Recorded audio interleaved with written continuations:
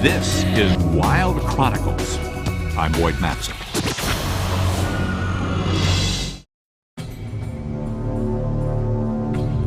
Over 2/3 of our planet is covered by ocean, and yet most of its inhabitants are strangers to us.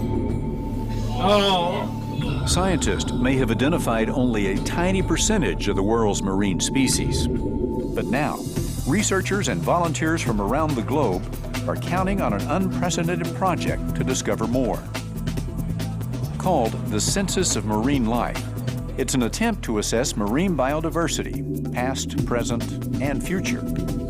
To contribute to this ambitious task, the Canadian Centre for Marine Biodiversity is leading some research in areas they call discovery corridors. It's a relatively small patch of ocean, given the size of the planet, but the corridor still stretches 500 miles from the coast, an area larger than the state of Maine. Paul Snellgrove, one of the principal scientists on a recent mission, explains. If we try to tackle everything at once, then it seems really overwhelming. So what we're trying to do here is to focus biodiversity research on one geographic region in order to get a better handle on our understanding of biodiversity for at least that one geographic region of the world. Counting all the marine life here is a massive job. But luckily, scientists have a helping hand. A remotely operated underwater survey vehicle named ROPOS, operated by the Canadian Scientific Submersible Facility. Its special pressure-resistant design allows researchers to see what's happening 8,000 feet below the ocean's surface, far deeper than any previous explorations in the corridor. ROPOS serves as the researchers' eyes and ears, recording video and still images. Its dual lasers work as an undersea measuring stick, while a robotic arm collects samples, allowing biologists like Peter Lawton to get their own hands on what ROPOS discovers.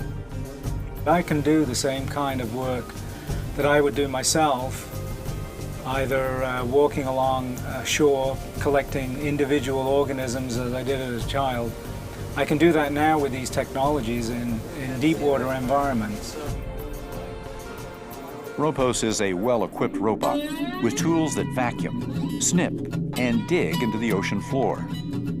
So what we're trying to do is to sample the seafloor using various coring devices which we push into the sediment, we bring them back to the surface, and then we take the sediments out of these and examine them for the organisms that live in the sediments.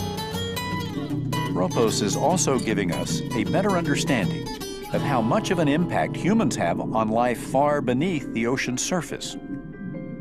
For the last 15 years, we've been studying the effects of human activities on the seabed habitat and on communities. And one of the major lessons we've learned is the importance of really understanding the communities in their natural state. And this is a program which will supply this information about the seabed over a large variety of habitats.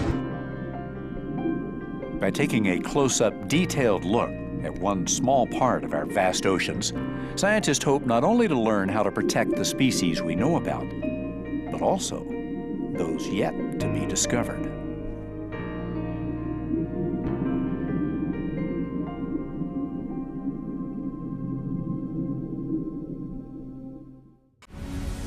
Sponsored by the My Wonderful World campaign. Join us today and help give kids the power of global knowledge. Sponsored by National Geographic Mission Programs, taking science and exploration into the new millennium. Sign up now at mywonderfulworld.org and receive our free newsletter and resources. Join more than 80,000 people and lend your voice to call for better geography education, because kids who understand our world today can succeed in it tomorrow.